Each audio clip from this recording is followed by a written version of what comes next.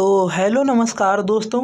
आज इस वीडियो में हम जानने वाले हैं कंप्यूटर का वर्गीकरण, यानी कि कितनी तरीके के कंप्यूटर आए हैं, और साथ में हम हार्डवेयर के बारे में जानने वाले हैं। इस वीडियो में आपको पूरा पता चलेगा कि हार्डवेयर क्या क्या होते हैं और कौन कौन से होते हैं हार्डवेयर, है ना। और हम समझेंगे कि कंप्यूटर को कितनी तरीके से हम बांट सकते हैं, मतलब कंप्यूटर कितनी तरह के होते हैं। ठीक है, तो चलिए शुरू करते हैं इस वीडियो में। इससे पहले भी एक वीडियो हमने बनाई थी जिसमें हमने इसके फर्स्ट पार्ट बनाया था, ये सेकंड पार्ट है। और इसके पहले जो कंप्यूटर का इतिहास क्या रहा है, किस तरीके से कंप्यूटर का डेवलपमेंट हुआ है, अगर आपने वो वीडियो नहीं देखी तो आप नीचे डिस्क्रिप्शन में हम उसकी लिंक दे देंगे, आप वहाँ से देख सकते हैं। और ये पूरा नोट्स आपको कैसे डाउनलोड करनी है ये पूरी आप देख सकते हैं। यहाँ पे नोट्स है, हैंड रिटन नोट्स है, तो ये आपको एकदम फ्री में मिलने वाली है। आप इसको डाउनलोड कर सकते हैं और अपने नोट्स बना सकते हैं, या फिर इसका भी पीडीएफ निकलवा सकते हैं। तो ये हमारी खुद की लिखी हुई नोट्स है, आप इसको देख सकते हैं। तो चलिए वीडियो को शुरू करते हैं बिना किसी देरी के। देखिए, सबसे पहले हम अगर कंप्यूटर की बात करें तो हम कंप्यूटर को on the basis of hardware बांटते हैं, यानी कि हार्डवेयर के हिसाब से कंप्यूटर को बांटते हैं, जिसको हम पीढ़ियों में बांटे हुए हैं। तो पीढ़ियों में कैसे, इसको हम कितनी पीढ़ी में, टोटल 5 पीढ़ी में बांटे हैं। जैसे कि आपके घर में पीढ़ी रही होंगी, फर्स्ट पीढ़ी, है ना, आपके बाबा फिर उनसे भी ऊपर रहे होंगे, है ना। तो इस तरह कंप्यूटर की 5 पीढ़ी हैं, यानी कि फर्स्ट में कुछ कम डेवलपमेंट हुआ होगा, फिर उसके बाद और ज़्यादा, फिर उसके बाद अभी हम कौन सी पीढ़ी, हम 5वीं पीढ़ी में है। ठीक है, तो अब हम देखते हैं हर एक पीढ़ी में कौन कौन से कंप्यूटर आया, क्या आया और क्या उसमें हार्डवेयर था, क्या किस टाइप का सॉफ्टवेयर होता था, मेमोरी कैसी होती थी, उसकी स्पीड कैसी होती थी, ये सब देखते हैं। तो चलिए शुरू करते हैं। देखिए, जो फर्स्ट पीढ़ी आई थी कंप्यूटर की, उसमें आपका अगर देखें आप तो मेनली इनैक, जैसे एडवैक, और आपका बोल सकते हैं आप यूनिवैक। तो इस टाइप के कंप्यूटर आपको वहाँ पे देखने को मिलेंगे। अगर आपको देखना है कि ये सब क्या है तो आप फर्स्ट पार्ट ज़रूर देख लीजिएगा, क्योंकि उसमें हमने क्लियर किया है कि ये सब कंप्यूटर किस तरह के थे, और वहाँ पे हमने इमेजेस वगैरह भी दिखाई हैं आपको। तो ये 1942 से 1955 तक इस पीढ़ी का यूज हुआ, और मतलब बोल सकते हैं प्रचलन में रही ये। इसमें क्या हार्डवेयर था, हार्डवेयर क्या था इसमें, तो निर्वात ट्यूब यानी वैक्यूम ट्यूब का इसमें यूज होता था। सॉफ्टवेयर की अगर बात करें तो इसमें मशीन लर्निंग का यूज किया जाता था, लैंग्वेज का। मेमोरी अगर बात करें तो इसमें पंच कार्ड का यूज होता था, और इसकी स्पीड, अगर कैलकुलेशन स्पीड की बात करें तो ये 1 सेकंड में 1000 कैलकुलेशन करती थी, यानी मिली सेकंड इसकी स्पीड थी, 10⁻³ ठीक है, तो इसको आप देख सकते हैं इस तरह से कि 1 सेकंड में 1000। ठीक, नेक्स्ट अगर हम बात करें तो नेक्स्ट दूसरी पीढ़ी में जो 55 तक, इससे पहले पहली पीढ़ी चली थी, तो 1956 से 1964 तक। कब से, 1956 से 1964 तक। इसमें कोबल और फॉल्टन भाषा का प्रयोग किया गया था इस पीढ़ी में। इसमें हार्डवेयर की अगर बात करें तो ट्रांजिस्टर का यूज किया गया था। इससे पहले 1942 से 1955 तक पहली पीढ़ी में आप देख सकते हैं वैक्यूम ट्यूब का यूज किया गया था। इसमें असेंबली लैंग्वेज का यूज किया गया, एज आपका बोल सकते हैं आप सॉफ्टवेयर के। मेमोरी में इसमें मैग्नेटिक टेप का यूज किया गया, और इसकी जो स्पीड थी वो थी 10⁻⁻⁶, यानी कि 1 सेकेंड में 1 लाख के लमसम ये करती थी। ठीक है, तो इसको माइक्रो सेकेंड बोल सकते हैं। इसके बाद तीसरी पीढ़ी की अगर हम बात करें तो third generation 1965 to 1975, keyboard, mouse, monitor, ROM, RAM, ये सब इसमें आ चुके थे। तो इससे पहले keyboard, mouse, monitor, ROM, RAM इन सब पीढ़ियों में नहीं थे। तो तीसरी पीढ़ी में हमें ये देखने को मिलते हैं। इसमें हार्डवेयर की अगर बात करें तो आईसी और एसएसआई का यूज होने लगा। इसमें टाइम शेयरिंग सिस्टम सॉफ्टवेयर आ गया। इसमें अगर मेमोरी की बात करें तो मैग्नेटिक डिस्क, क्वेश्चन आपसे डायरेक्ट पूछा जाता है कि मैग्नेटिक डिस्क का यूज किस पीढ़ी के कंप्यूटर्स में शुरू हुआ, तो आप देख सकते हैं यहाँ पे नैनो सेकेंड में ये कैलकुलेशन करता था, है ना, 1 सेकेंड में मतलब नैनो सेकेंड में कैलकुलेशन हो जाते थे। अब बात करें चौथी पीढ़ी, तो फोर्थ जनरेशन 1975 से 1990 तक, ये इसमें LAN MAN local area network जो होता है, मैन वैन है ना, विंडोज MS डॉस, ये सब का यूज होने लगा, या फिर ये सब निकल कर आया आप बोल सकते हैं। तो माइक्रो प्रोसेसर इसमें हार्डवेयर के रूप में आने लगा, और इसमें CPU और VLSI, तो CPU का यूज सबसे पहले अगर आप देखें तो चौथी पीढ़ी में, ठीक है। इसमें लैंग्वेज C लैंग्वेज जो आप आज सुनते हैं, C लैंग्वेज, यूनिक्स और TUI, इनका यूज होने लगा। इसमें मेमोरी आप बोलेंगे सेमी कंडक्टर मेमोरी, जो आज भी बहुत प्रचलित है, इनका यूज हुआ, और पिको सेकेंड में ये करते थे। आप देख सकते हैं माइक्रो इस तरीके से मिली, तो किस तरीके से ये टाइम भी, इसका स्पीड भी बढ़ रही, पहले मिली, फिर माइक्रो, फिर नैनो, फिर पिको, और उसके बाद गीगाहर्ट्ज़ तक ये जाने वाला है।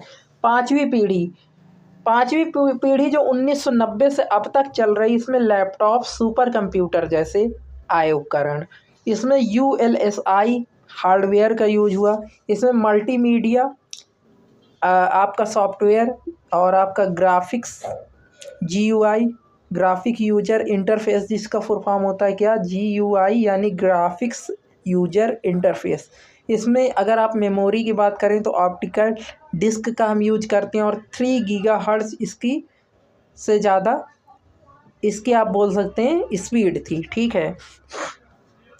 अब हम बात कर लेते हैं ये IC वगैरह जो हमने यहाँ पे यूज किया हार्डवेयर में, IC हो गया, ट्रांजिस्टर हो गया, और आपका माइक्रो प्रोसेसर, इन सब के बारे में हम थोड़ी सी जानकारी ले लेते हैं। तो देखिए IC, आपके टीवी में भी आपने सुना होगा इसका IC फूक गया है। तो IC क्या होता है, तो 1958 में जैक किल्बी ने IC की डिस्कवरी की है ना, डिस्कवरी नहीं, इन्वेंशन किया, क्योंकि डिस्कवरी आप अगर बोलें तो डिस्कवरी होता है उन चीज़ों का जो पहले से हैं उनके बारे में खोज लेना है ना। जैसे कि मान लीजिए आप बोल सकते हैं कि सूरज जो है एक तरीके से ईस्ट से निकलता है, वेस्ट में जाता है ना, तो ये एक डिस्कवरी हो गई। मान लीजिए पहले से था लेकिन आपको पता नहीं था, किसी ने वैसा बताया कि ऐसा, तो एक एग्जाम्पल है ये, हाँ जस्ट एग्जाम्पल, ठीक है। तो इसी तरह, लेकिन इन्वेंशन क्या होता है, कुछ नई चीज़ बनाना। डिस्कवरी जैसे ग्रेविटेशन को खोजा न्यूटन ने, है ना। तो 1958 में जैक किल्बी ने IC का वो किया इन्वेंशन। इंटीग्रेटेड सर्किट इसका पूरा नाम होता है, कि इंटीग्रेटेड सर्किल मतलब सर्किट, यानी कि एक सर्किट है तो उसको पूरा इंटीग्रेटेड कर देना, तो ये IC है। इसमें किन का यूज होता है, इसमें सेमी कंडक्टर का यूज किया जाता है। अब ये सेमी कंडक्टर की बनी होती है, जो सेमी कंडक्टर अगर हम बोलें तो ये सिलिकॉन और जर्मेनियम का बना होता है, सिलिकॉन और जर्मेनियम। कई बार क्वेश्चन पूछा जाता है कि सेमीकंडक्टर किसके बने होते हैं, तो सिलिकॉन और जर्मेनियम के। भारत की सिलिकॉन वैली बेंगलुरु को कहा जाता है, भारत की IT कैपिटल भी बेंगलुरु को कहा जाता है। आगे बढ़ते हैं, आगे अगर देखें आप ट्रांजिस्टर, तो ट्रांजिस्टर की खोज विलियम शॉकले ने की, किसने, William Shockley. Transistor William Shockley, John Bardeen ने, बार्टन ब्रिटेन, ये सब मिल के करते हैं। 1947 में क्या होता है कि इसकी खोज होती है। 1956, 1972 में 2 बार इनको नोबेल मिलता है इसके लिए। माइक्रो प्रोसेसर की अगर बात करें तो इसकी ME हॉफ ने खोज की, किसकी, माइक्रो प्रोसेसर की। M से ME हॉफ और M से माइक्रो प्रोसेसर, आप याद रख सकते हैं।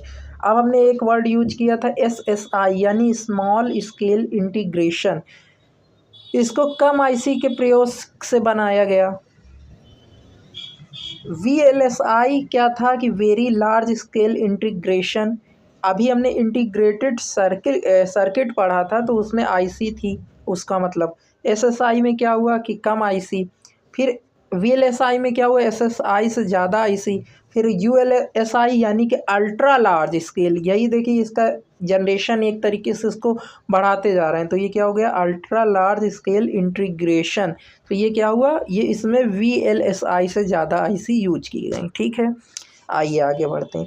अब आने वाले टाइम में AI का यूज होगा, तो तो अब आने वाले टाइम में हम लोग किसका यूज करने वाले हैं, एआई का यूज करने वाले हैं, और शुरू हो चुका है अब। और एआई कितना खतरनाक है इस पे हम एक वीडियो जल्दी ही लाने वाले हैं, एआई के बारे में क्या क्या समस्याएं हैं और क्या क्या समाधान हो सकते हैं, जो कि अभी कम्प्लीटली कोई इसका समाधान नहीं बता सकता है। अगर आपके पास भी एआई के लिए कोई समाधान है तो आप कमेंट कीजिएगा। चलिए आगे बढ़ते हैं। अभी हमने देखा कि जो इनकी जनरेशन थी इसके आधार पे हमने कंप्यूटर को किस तरीके से वर्गीकृत किया है on the basis of hardware. अब हम देखते हैं on the basis of size how can we classify the computer. So let's start the topic.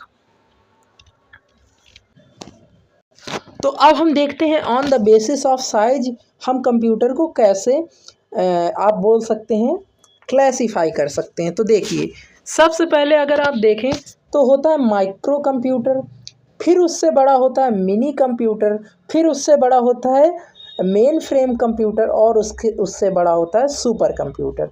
तो आप इसको याद कैसे करेंगे, माइक्रो ऑर्गेनिज्म होते हैं, माइक्रो आप बोल सकते हैं ना, तो माइक्रो तो सबसे छोटा, और उसके बाद फिर मिनी उससे बड़ा, फिर फ्रेम में उसको फिट कर दिया है ना, फिर उसके बाद सुपर बना दिया, तो सुपर तो नाम से एकदम सुपर, तो सुपर कंप्यूटर।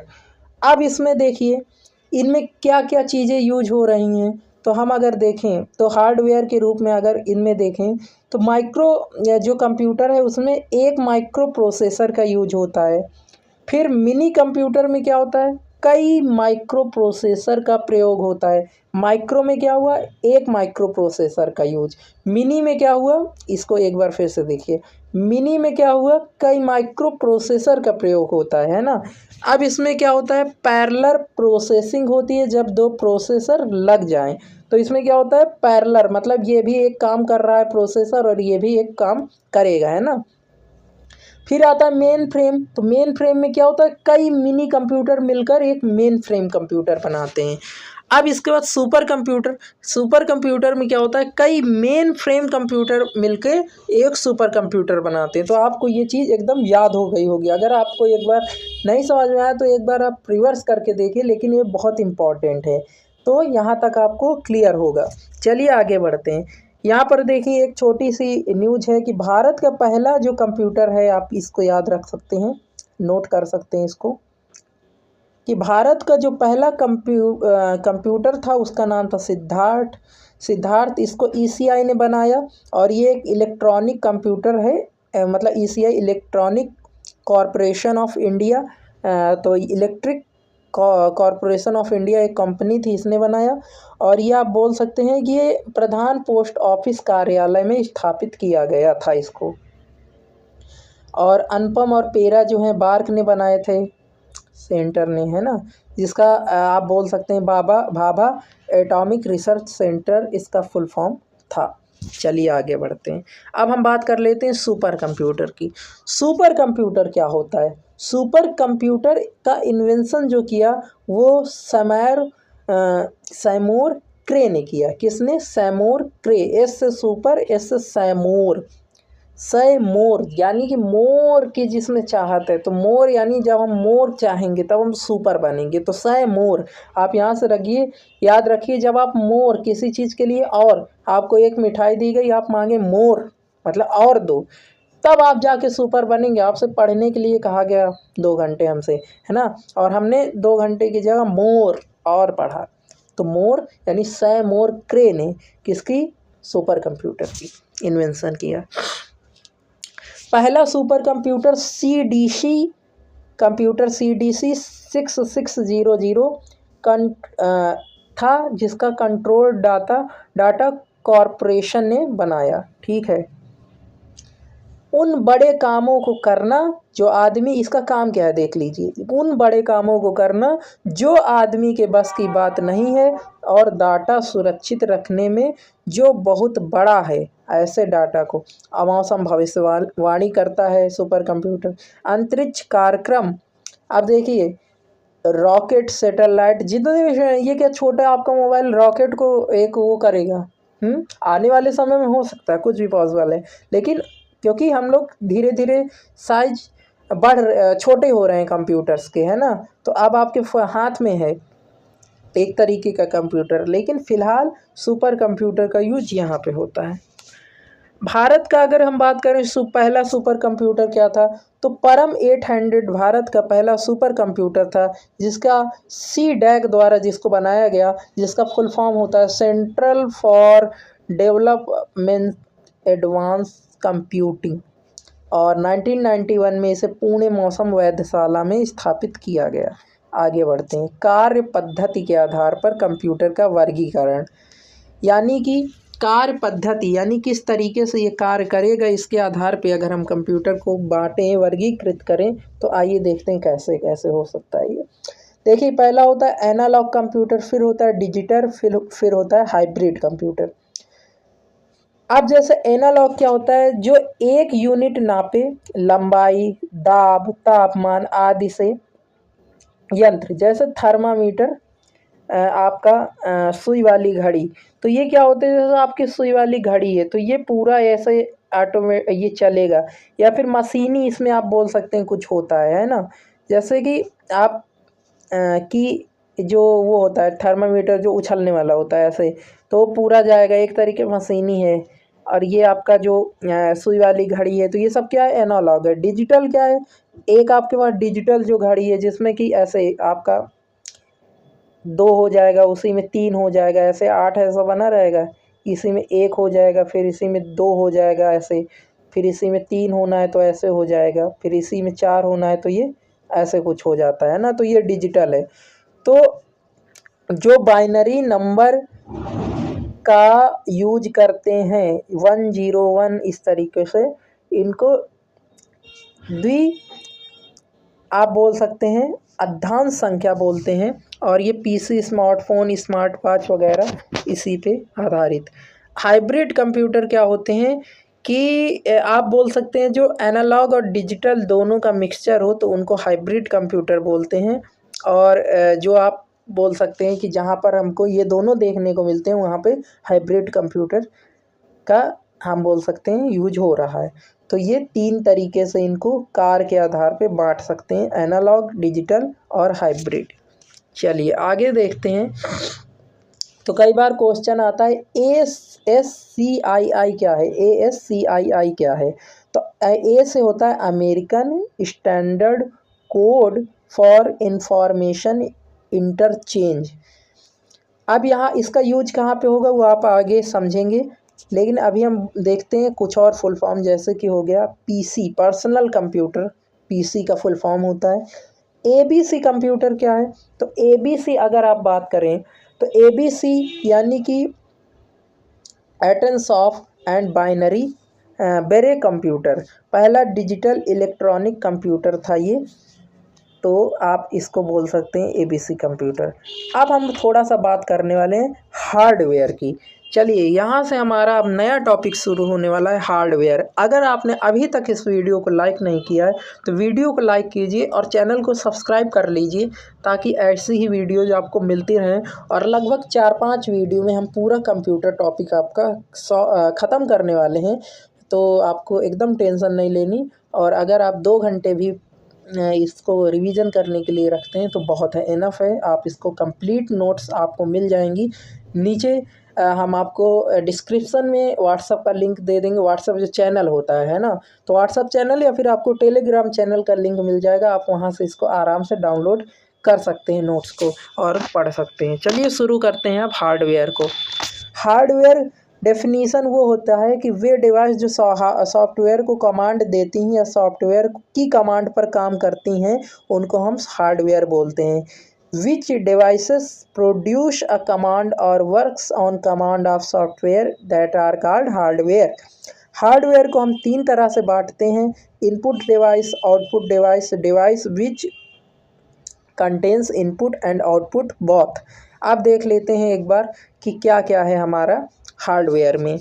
तो यहाँ पर अगर आप देखें तो जैसे आपका इनपुट डिवाइस है, तो जिन डिवाइस के द्वारा हम कंप्यूटर को डेटा, शब्द या निर्देश आदि देते हैं, उनको हम इनपुट डिवाइस बोलते हैं। तो कुछ इनपुट डिवाइस इस प्रकार हैं, जैसे कीबोर्ड हो गया आपका, है ना। इससे हम क्या है कंप्यूटर को एक डेटा दे रहे हैं, कुछ बता रहे हैं कंप्यूटर को ये करो। कीबोर्ड में हमने खट खट खट ये दबाया, आपने मान लीजिए उसमें स्पेस बटन दबाया तो ऑटोमेटिक जगह यहाँ पे छूट गई टेक्स्ट के बीच में, है ना। तो कुछ जगह छूट गई तो स्पेस देने के लिए हमने, तो ये क्या हम उसको एक डाटा दिए कि ऐसा करो। माउस क्या है, एक पॉइंट की हमने कि यहाँ पे जाके क्लिक हो, तो माउस से आपको इनपुट आपने दिया। एम आई सी आर क्या होता है वो अभी हम जानेंगे। OCR क्या होता है, OMR क्या होता है, BCR क्या होता है, ये सब आप इस वीडियो में जानने वाले हैं। तो बने रहिए और लाइक करते रहिए। तो चलिए, ट्रैक बॉल क्या होती है, जॉयस्टिक क्या होती है, speech recognisation system, scanner, light pen, webcam और आपका माइक्रोफोन, टच स्क्रीन, ये सब क्या है, ये सब आप इनपुट दे रहे हैं, इसलिए इनको इनपुट डिवाइस बोलते हैं। देखिए, कीबोर्ड से हम शुरू करते हैं हार्डवेयर में, और इनपुट डिवाइस है ये। तो 104 बटन्स होती हैं टोटल, कई बार ये 120 होती हैं अलग अलग कीबोर्ड में, लेकिन नॉर्मली 104 होती हैं। इसका इन्वेंशन अगर बोलें तो क्रिस्टोफर सोलेस ने किया। किसने? सोलेस ने, क्रिस्टोफर सोलेस। सुरेश आप याद रखिए, वो सुरेश, ज़रा सा वो कीबोर्ड उठाओ, तो ऐसे कोई सुरेश दिल पे नहीं लेंगे। तो कीबोर्ड के मतलब सॉरी नॉर्मल सा, क्रिस्टोफर सोलेस ने इसकी इन्वेंशन किया। कीबोर्ड वायर्ड और वायरलेस दोनों होते हैं। स्टैंडर्ड कीबोर्ड में 104 होती हैं और जनरल कीबोर्ड में 101 से 120 हो सकती हैं। अब देखिए, अलग अलग की होती हैं। तो टॉगल की क्या होती है, जैसे आपके फ़ोन में भी आप कीबोर्ड ज़रा अपना ओपन कीजिए, टाइपिंग जहाँ से आप करते हो, तो आप देखिए यहाँ पर एक ऐसे छोटा बड़ा अक्षर करने के लिए एक बटन होगी, उसको आप एक बार दबा देंगे तो बड़े अक्षर होने लगेंगे, एक बार फिर से दबा देंगे तो सब छोटे होने लगेंगे। तो इसमें क्या है कि टॉगल की होती है ना, तो इसको जो एक बार दबाने पर ऑन, अगली बार दबाने पर ऑफ हो जाती है। यानी एक बार आपने दबाया ऑन हो गई, अब ये सब बड़ा लिखेगा, फिर एक बार दबाएंगे ऑफ हो गई तो अब फिर से सब छोटा होने लगेगा, मतलब लिखने लगेगा। इसमें इसको कैप्स लॉक बोलते हैं, और फ़ोन में आपके ऐसे ये फिगर बना होता है। चलिए, ये एक बार में अपर केस और फिर दबाने पर लोअर केस अक्षर बनाती है, ठीक है। अब चलिए आगे बढ़ते हैं। अब हम बात करने वाले हैं अल्फ़ाबेट कीज की। जितनी भी आपकी A to Z, छोटी बड़ी, है ना, जिनसे हम नंबर लिखते हैं, आप बोल सकते हैं ABCD अल्फ़ाबेट लिखते हैं, तो ये अल्फ़ाबेट कीज हैं। न्यूमेरिक कीज क्या होती हैं? 0 to 9 और आपका प्लस माइनस, मल्टीप्लाई, डिवीज़न, ये सब जो सिंबल वाली कीज हैं ये न्यूमेरिक कीज में आती हैं। फंक्शनल कीज क्या होती हैं? जो आपके ऊपर ऐसे दिया होता है ना, F1 F2 F12 तक, तो ये 12 की होती हैं टोटल। होम दबाकर टेक्स्ट के शुरुआत में, मान लीजिए आपका कुछ एक चीज़ और आप याद रखिए, अगर आपका जैसे नोटपैड में आप ऐसे ऐसे ऐसे ऐसे कुछ लिख रहे हैं, तो आप अगर होम दबाएंगे तो आप टेक्स्ट के शुरुआत में आ जाएंगे, ठीक है। तो आपको ये याद रखना है, तो ये आपको हेल्प करेगा, आपको पूरा वहाँ तक जाना नहीं पड़ेगा। कॉम्बिनेशनल की क्या होती हैं? जिनको मॉडिफायर की भी बोलते हैं, इनको संयोजक की हिंदी में बोलते हैं। यह क्या होता है? इनको अकेले दबाने से कुछ खास नहीं होने वाला, तो इनको दबाने के मतलब एक साथ हमें 2-3 कीज दबानी पड़ती हैं, जैसे कि आल्ट हो गई, है ना, कंट्रोल हो गया, शिफ्ट हो गया, इनको हम क्या बोलते हैं? कॉम्बिनेशनल की बोलते हैं। एग्जाम्पल, हम ऑल्ट 4 दबाते हैं शट डाउन करने के लिए, आप कंट्रोल C कॉपी करने के लिए, है ना, शिफ्ट 4। तो इस तरीके से आप बोल सकते हैं, इनकी एग्जाम्पल हैं जिनको हम कॉम्बिनेशनल या फिर मॉडिफायर या फिर संयोजक की बोलते हैं।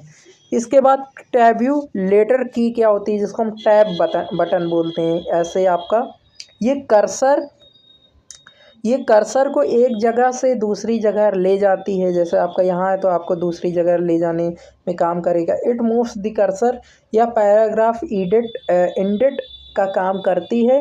इसका अर्थ होता है एक जगह छोड़कर लिखने का काम इससे हो जाता है, ठीक है। तो जैसे मान लीजिए आपका पैराग्राफ यहाँ से ख़त्म हुआ, तो आप इसको दबाएंगे तो आप दूसरे पैराग्राफ स्टार्ट कर सकते हैं। स्पेस बार का आपको पता ही है, कीबोर्ड की सबसे बड़ी की होती है मदर। अगर आप में क्वेश्चन आता है आपके एग्जाम में कि कीबोर्ड की सबसे बड़ी की कौन सी होती है, तो आप उसको क्लिक करेंगे स्पेस बार।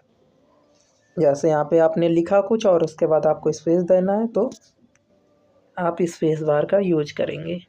फिर होती है एस्केप की। किसी चलते प्रोग्राम, रनिंग प्रोग्राम को रद्द करने में, आप कोई गेम खेल रहे हैं, अचानक से पढ़ाई के नाम पे अचानक से कोई घर पे आ जाता है, पापा आ जाते हैं, और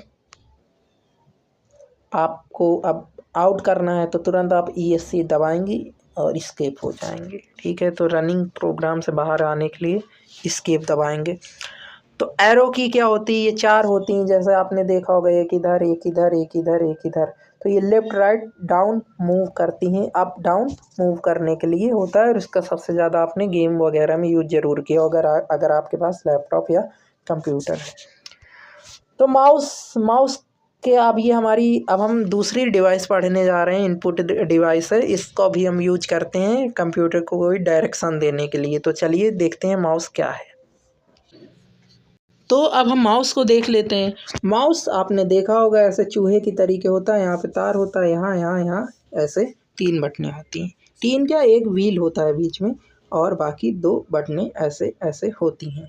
चलिए देखते हैं माउस क्या है कि इसका आविष्कार डगलस C एज़ेल्बर्ट ने किया। डगलस, तो डगलस कैसे याद रखेंगे आप? माउस ऐसे डगमगाने लगता है जब नया नया कोई चलाता है, तो डगलस आप याद रखिए, डगलस C एज़ेल्बर्ट। माउस को पॉइंटिंग डिवाइस भी बोलते हैं। क्यों? क्योंकि ये देखिए पॉइंट एक लेके चलता है ना, तो इस तरीके पॉइंटिंग डिवाइस। पुराने माउस मैकेनिकल माउस कहलाते थे और नए माउस डिजिटल माउस कहलाते हैं। पुराने माउस क्या कहलाते थे? Mechanical mouse. नए माउस क्या कहलाते हैं? डिजिटल माउस कहलाते हैं।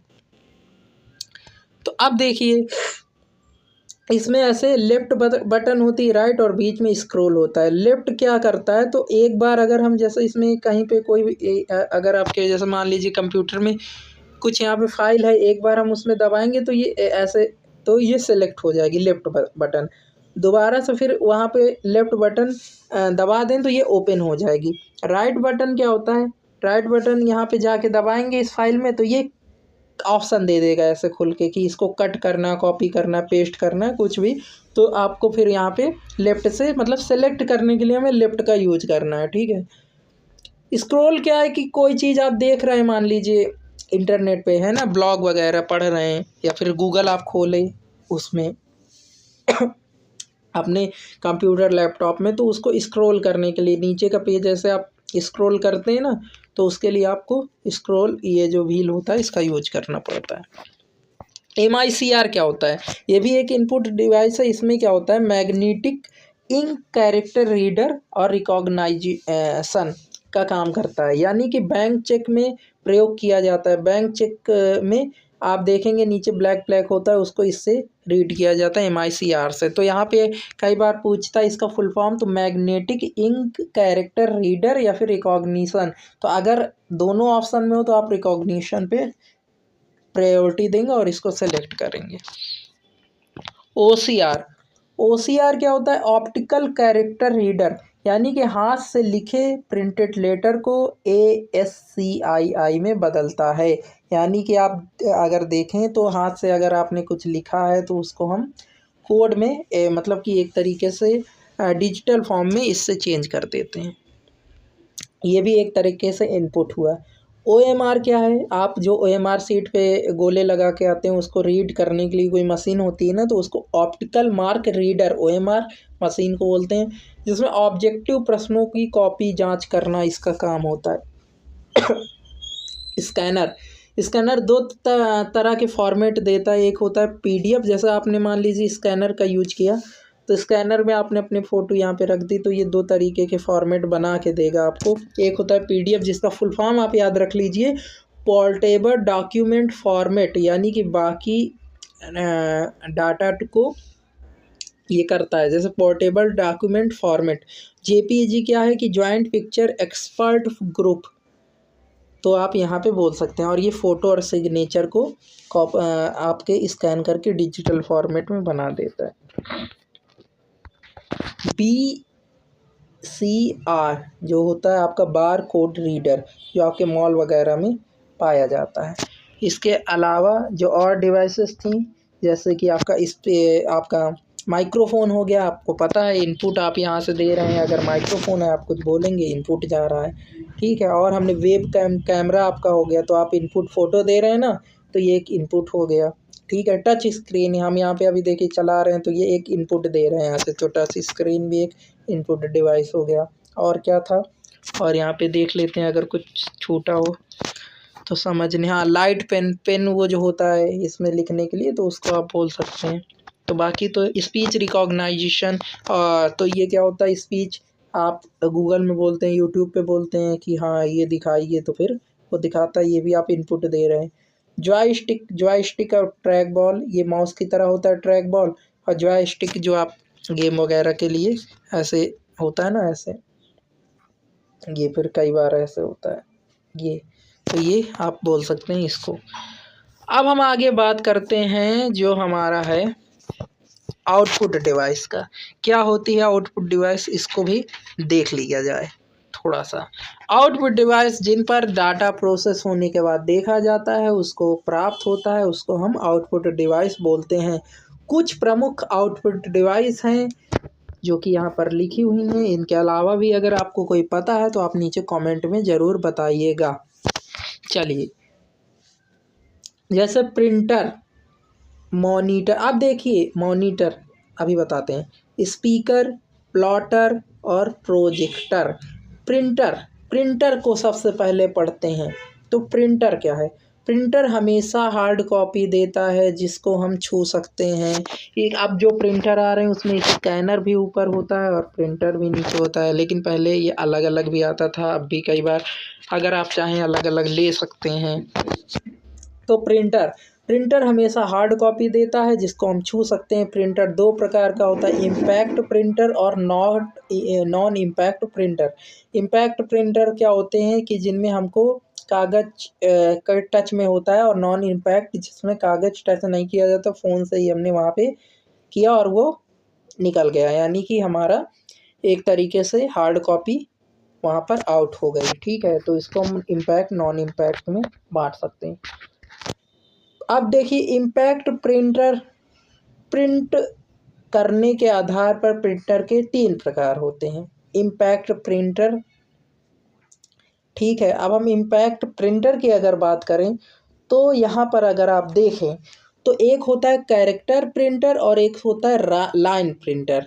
कैरेक्टर प्रिंटर क्या होते हैं कि ये डॉट मैट्रिक्स प्रिंटर भी इनको बोलते हैं। क्या, dot matrix printer, DMP, dot matrix printer. ये क्या होते हैं, एक बार में एक जैसे एक अक्षर छापते हैं। जैसे कि आपने रेलवे टिकट में आप देखते होंगे एक एक एक एक एकदम वो छापता है, खट खट खट खट, इस तरीके से एक एक। तो ये क्या होता है, रेल टिकट हो गया आपका, है ना। इन सब में क्या होता है कि कैरेक्टर प्रिंटर या फिर डॉट मैट्रिक्स प्रिंटर का यूज होता है। लाइन प्रिंटर क्या होते हैं कि एक बार में एक लाइन को छापते हैं, और इसका अब कम यूज होता है, कहीं पे इसका यूज ही नहीं है एक तरह से। हाँ, कैरेक्टर प्रिंटर में अगर आप बात करें तो ये दोनों कैरेक्टर प्रिंटर और लाइन प्रिंटर जो हैं ये इम्पैक्ट प्रिंटर हैं। अब आते हैं नॉन इम्पैक्ट प्रिंटर में। ये आपको थोड़ा कॉम्प्लिकेटेड होगा, लेकिन ये केवल याद करने वाली चीज़ है, तो आप एक बार फिर से इसको रिवाइज कर लीजिएगा, 2x पे देख लीजिएगा, और या फिर अभी आप नॉर्मल स्पीड में फिर से एक बार देख सकते हैं। तो अब आते हैं नॉन इम्पैक्ट प्रिंटर पे। तो ये क्या होता है, बिना कागज़ के संपर्क में आए, जैसा हमने बताया। पेज प्रिंटर, ये पूरा पेज प्रिंट करता है और एक बार में एक पेज कर सकता है, आजकल के प्रिंटर हैं ये। एग्जाम्पल जैसे DMP आपका था, dot matrix printer, railway post office में था। DSP जो आपके ये आप बोल सकते हैं कि डेजी व्हील प्रिंटर, और ये कम खर्च कम बिजली सबसे ज़्यादा यूज होता था, और ये दोनों कैरेक्टर प्रिंटर्स थे। किसके ये एग्जाम्पल हैं, ये दोनों कैरेक्टर प्रिंटर के एग्जाम्पल हैं। इम्पैक्ट प्रिंटर हैं जिसमें कि हमने अभी देखा था, तो ये वहाँ का एग्जाम्पल है जो कि यहाँ पे हमने लिख दिया है। ठीक है, तो आप इस पर कन्फ्यूज थोड़ा भी नहीं होइएगा कि ये नॉन इम्पैक्ट प्रिंटर की बात नहीं हो रही यहाँ पे। अब आते हैं चैन प्रिंटर और जो ड्रमिक्स प्रिंटर हैं। ये एग्जाम्पल है किसका, ये है, हमने जो लाइन प्रिंटर की बात की, ये प्रिंटर लिखा हुआ है, प्रिंटर है। ठीक है, तो प्रिंटर की बात की थी उसका है, ये आजकल यूज नहीं होते हैं। यहाँ पे एग्जाम्पल आप देख लीजिए। अब आते हैं हम नॉन इम्पैक्ट प्रिंटर में, जो हमारे आजकल सबसे ज़्यादा यूज होते हैं। तो इसमें होता है inject printer, laser printer, thermal printer. इनको आप बहुत ध्यान से समझिएगा क्योंकि सबसे ज़्यादा क्वेश्चन इन्हीं प्रिंटर्स से आते हैं। तो जो इंजेक्ट प्रिंटर होता है, इंजेक्ट प्रिंटर क्या करता है, इंक का यूज होगा। इसमें 3 तरह की आप बोल सकते हैं इंक होगी, मतलब अलग अलग तरह की इंक है। तो ब्लैक इंक जो कार्बन से बनती है, ब्लू इंक जो आयरन से बनती है, ऑरेंज इंक जो मालबेडियन से बनती है, मैलीबेडनम से बनती है, और रेड जो कैडमियम और क्रोमियम से बनती है। तो आप यहाँ पर याद कर सकते हैं। अब इसके बाद ये पेज प्रिंट करते हैं, और यहाँ पे लेजर प्रिंटर सूखा पाउडर टोनर का यूज होता है, और ये कार्बन डस्ट का बना होता है। थर्मल प्रिंटर की अगर बात करें तो फोटोक्रोमिक कांच का प्रयोग होता है इनमें। लेजर लेजर आप अगर बात करें तो लेजर का जो फुल फॉर्म होता है वो होता है light amplification by stimulated emission for radiation. इसका फुल फॉर्म होता है light amplification by stimulated emission for radiation. आपको यहाँ से ये याद रखना है। किसी प्रिंटर की क्वालिटी उसके डीपीआई से पता चलती है। अगर आप कोई प्रिंटर लेने जाएं तो उसका देखें वो डीपीआई कितना देता है। डॉट पर इंच यानी कि डीपीआई अगर आप देखें तो ऐसे ऐसे ऐसे खुदरा सा कुछ लिखा है तो ये डीपीआई कम है। वही एक ही इसमें एकदम ये क्लीन लाइन दिखने लगी यानी अच्छी डीपीआई, यानी कि पर इंच कितने ज़्यादा से ज़्यादा डीपीआई हो सकते हैं ना, तो ये होता है। अब आते हैं प्रिंटर के साइज के हिसाब से। आप देख लीजिए कि मोनो प्रिंटर होता है, colour printer. Mono printer colour के हिसाब से, सॉरी साइज के हिसाब से नहीं, कलर। तो मोनो प्रिंटर वो होते हैं जो सिर्फ एक कलर में प्रिंट करें। कलर प्रिंटर वो होते हैं जो एक से ज़्यादा रंग में प्रिंट कर दें। अब मॉनिटर की बात करते हैं। आउटपुट डिवाइस में मॉनिटर। मॉनिटर कंप्यूटर पर सूचनाएं देखने के लिए मॉनिटर का प्रयोग होता है, यानी कि वही आउटपुट कुछ हमें मिल रहा है। तो बिंदुओं को मिलाने से पिक्सल बनता है। जितना ज़्यादा पिक्सल होगा उतना ही अच्छा रिजोल्यूशन होगा। तो जितने ज़्यादा, इतने में मान लीजिए हम ऐसे ऐसे 3 रख दें तो ये साफ 3 डॉट हैं केवल, है ना। इसी में बहुत सारे ऐसे ऐसे, तो वो एक पूरी अच्छी पिक्चर बनाएंगे, उसी को हम रिजोल्यूशन बोलते हैं। मॉनिटर का आकार अगर आप बोलें तो इस फ़ोन है जैसे ये मेरा, तो इसका अगर हमें साइज़ बताना हो तो हम ऐसे नापेंगे, एक इधर। अभी तक हम लोग नॉर्मली ऐसे ही नापते रहे होंगे, लेकिन इसको ऐसे नहीं नापना है, इसको डायगोनली नापना है। अगर आपने सुना होगा आपका लैपटॉप कंप्यूटर आपका फ़ोन 11 इंच का है तो ये ऐसे है, ठीक है। ऐसे नहीं कि इधर 11 इसकी लंबाई होगी तो 11 ये है, इस तरीके से। या फिर कुछ लोग ऐसे कि 5 ये होगा 6 ये होगा तो 11 हो गया, ऐसा कुछ नहीं, ठीक है। मॉनिटर के प्रकार अगर देखें तो CRT कैथोड रे ट्यूब सबसे पुराने मॉनिटर। LCD आपके घर में रही होगी, लिक्विड क्रिस्टल डिस्प्ले। फिर आई LED, ये है light emitting diode. LED TFT thin film transistor, और बाकी LED का फुल फॉर्म आपको पता है। और इसके बाद ये शायद फिर से एक बार वो लग गया तो यहाँ तक ये मॉनिटर हो जाता है, ठीक है। इसके बाद कुछ आउटपुट डिवाइसेस और हैं जिनको हम नेक्स्ट वीडियो में देखेंगे। यहाँ पर हम आपको बता देते हैं थोड़ा सा, आप उसको समझ जाइए आउटपुट डिवाइस में, क्योंकि हम आगे फिर सॉफ्टवेयर पे भी वीडियो लाएंगे। तो आप इस चैनल को सब्सक्राइब करके रखिएगा। बाकी जो डिवाइसेस थी उनको आप यहीं पे समझ लीजिए। जैसे कि आपका हो जाता है स्पीकर। स्पीकर आपको पता है आउटपुट डिवाइस देता है ना, कि ये विद्युत एनर्जी को किसमें, आपका ध्वनि ऊर्जा में बदलता है। प्लॉटर क्या होता है, CAD में प्रयोग होता है, यानी कंप्यूटर एडेड डिवाइस। और ये ड्राइंग में, इंजीनियरिंग में प्लॉटर का यूज होता है, यानी कि जैसे आपका 3D कोई चीज़ बनानी है ना तो ये एक तरीके से प्लॉटर, ठीक है। प्रोजेक्टर क्या होता है आपको पता है, आपकी स्कूल वगैरह में होता है, हमने यूज किया था। और आपको बता दें हमने क्या क्या बात की थी, यहाँ पे रुक जाइए आउटपुट डिवाइस में। और अगर आप और बात करें तो मॉडेम भी एक आउटपुट डिवाइस है। है ना। मॉडेम आपका आउटपुट और इनपुट दोनों है। हाँ, तो अगर आप बात करेंगे दोनों में, तो मॉडेम दोनों में आ जाता है। मॉडेम क्या होता है? राउटर जो आपका वाईफाई का है, यहाँ से इनपुट भी लेता है और आपको आउटपुट भी यहाँ से कुछ भेजता है। आपका नेटवर्क आपका डेटा जो है भेजना उसका काम है, ठीक है। हेडसेट जो आपके जैसे ईयरफोन है, तो उसमें आपका माइक भी होता है, स्पीकर भी होता है, तो हेडसेट आपका दोनों तरीके से हो गया। फैक्स मशीन जो पहले के ज़माने में, मतलब आप जो ईमेल है तो वो नहीं, तो फैक्स मशीन में क्या होता था, जैसे इधर कोई कागज़ है, उसको उस उधर उसका कागज़ का कंटेंट भेजना है, तो यहाँ पे हम कागज़ में कुछ लिखते थे इनपुट में और उधर वो भेज देता था, तो इनपुट आउटपुट दोनों का काम है। एटीएम स्क्रीन आपको यहाँ पे कुछ टाइप भी करते हैं और यहाँ पे आपको कुछ दिखाती भी है, तो आउटपुट इनपुट दोनों होती है। तो यहाँ पर ये चीज़ हो जाती है। फैक्स का अगर आप फुल फॉर्म देखना चाहें, तो हम आपको बता दें कि फैक्स का जो फुल फॉर्म होता है वो होता है फार अवे जेरॉक्स। क्या होता है? Far away xerox. ये पहले कागज़ भेजने में यूज होता था और इसमें स्कैनर और प्रिंटर दोनों होते थे, तो आपके टाइम में इसका कम यूज होता है। और आपको एक चीज़ और बता दें कि सेकेंडरी मेमोरी क्या होती है। तो सेकेंडरी मेमोरी, ये सब मेमोरी वगैरह हम आगे पढ़ेंगे, तो आपको टेंशन नहीं लेनी, लेकिन अभी आप जान लीजिए सेकेंडरी मेमोरी का यूज केवल इतना होता है कि जो बाहर से मेमोरी हम लोग लगाते हैं उसको सेकेंडरी मेमोरी बोलते हैं। अगर आप दिमाग लगा सकते हैं आप कि क्या हुई सेकेंडरी मेमोरी, तो आप नीचे कमेंट करके बताइए। अब देखिए कंप्यूटर से के बारे में हमने लगभग चीज़ें समझ ली हैं। हार्डवेयर के बारे में अब हमें सॉफ्टवेयर पढ़ना है। तो आशा करते हैं आपको ये वीडियो ज़रूर पसंद आई हो। अगर आपको ये वीडियो पसंद आई हो और आपने बहुत कम समय में बहुत ज़्यादा जानकारी इस वीडियो से पाई होगी, हमें आशा है।